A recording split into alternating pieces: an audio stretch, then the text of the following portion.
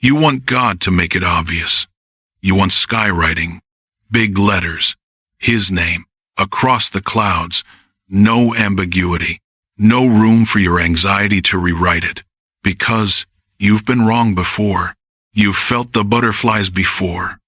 You've told your friends, "I think this is it," before, and then stood in the wreckage of something you were so sure about, wondering how you could have been so blind.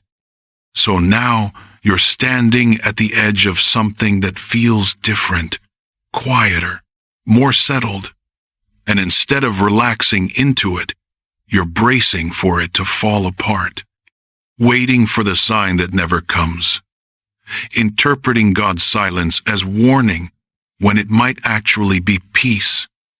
Here's what I need you to understand before anything else. God is not withholding confirmation. He is giving it to you. He has been giving it to you, but not in one blinding moment of revelation, in 100 small ones. Tiles placed one by one until you step back and the picture becomes undeniable. Certainty doesn't arrive. It accumulates. And the question isn't whether God is showing you.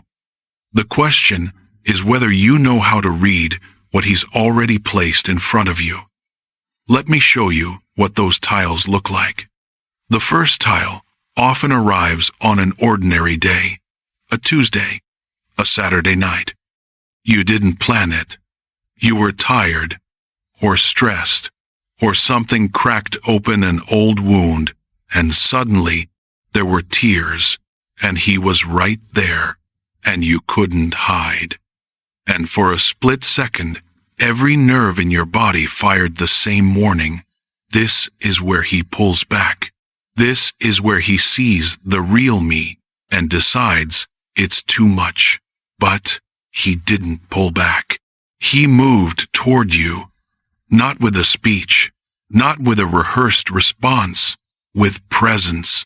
He sat with you in it, didn't try to fix it, didn't make it about Him, didn't get awkward and change the subject. He just stayed. And something in you exhaled, not the kind of exhale you decide to take, but the kind your body does on its own, when it finally registers that it's safe. You might not have named it then, but that was a tile. Not because one moment of kindness proves everything, but because it revealed something essential about who this man is. He is not in love with your performance. He is choosing your reality. And that distinction between a man who loves the version of you that has it together and a man who stays when you don't matters more than every butterfly you've ever felt. Joseph knew Mary before the angel spoke. He knew her character, her faithfulness, her integrity. He'd seen the real her, not just the version she presented in public. And when the crisis came when she was pregnant, and the rational response was to walk away, his instinct was not to destroy her. Even in his confusion, even before any confirmation arrived, the accumulated experience of who she was kept him from cruelty. He planned to leave quietly, kindly, because the tiles of her character were already placed, and they mattered. Matthew 1:19 tells us that Joseph was a righteous man. That righteousness wasn't abstract. It was formed through knowing her, and it shaped his response even in the worst possible moment. When a man sees your mess and moves toward you, pay attention. That's not just kindness. That's a tile. The second tile arrives during the first real failure. And this one matters more than any of the good moments, because good moments are easy. Honeymoon phases produce beautiful behavior from even mediocre men.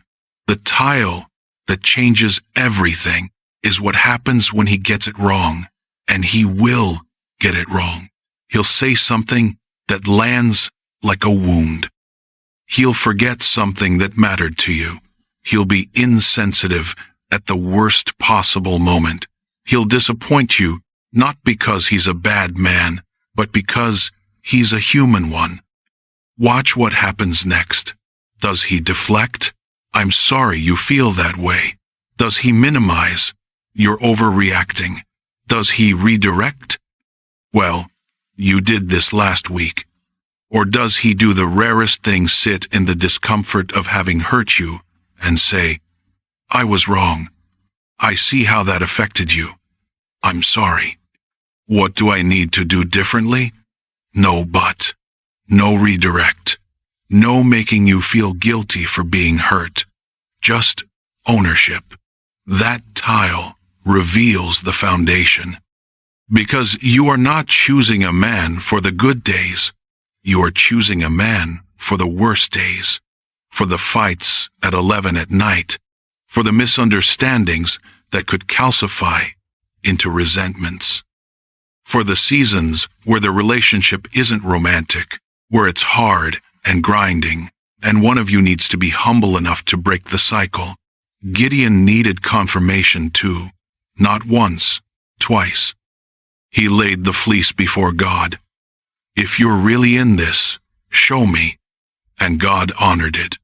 No rebuke. No, why don't you trust me? Just confirmation.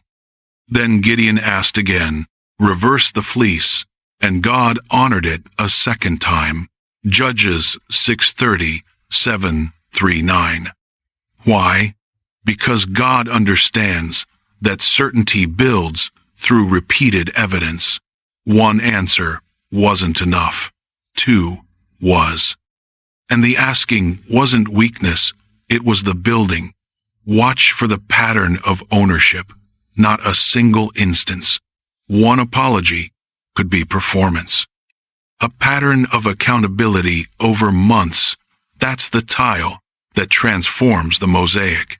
And the third tile doesn't come from him at all.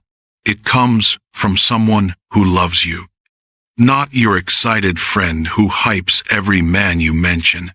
Not the group chat that pronounces judgment from a single photo. The person with wisdom. The mentor. The parent. The friend who has known you the longest. The one who held you through the last heartbreak. Who has every reason to be skeptical. Who tells you hard truths even when you don't want to hear them. And this person, the one whose opinion costs something because they don't give it cheaply, watches him over time, watches how he treats you, watches how he speaks about you when you're not there, watches who he is when the impression management fades, and then says, quietly, like a verdict, this one is different. I have peace about this.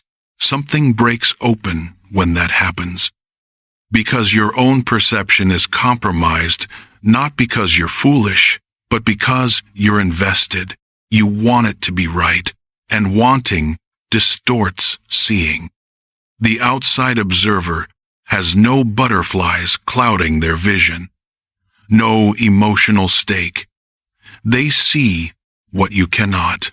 Proverbs 15:22 says, plans fail for lack of counsel, but with many advisors, they succeed.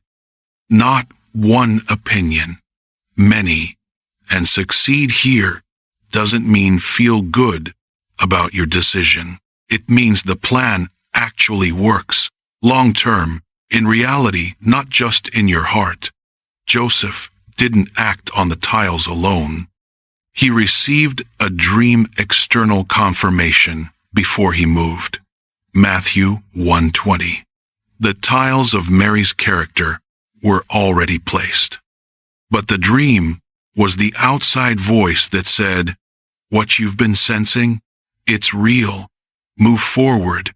Your confirmation might not be an angel. It might be your mother saying, I've been watching him for 3 months and I have peace. It might be a mentor saying, He reminds me of a man who walks with God.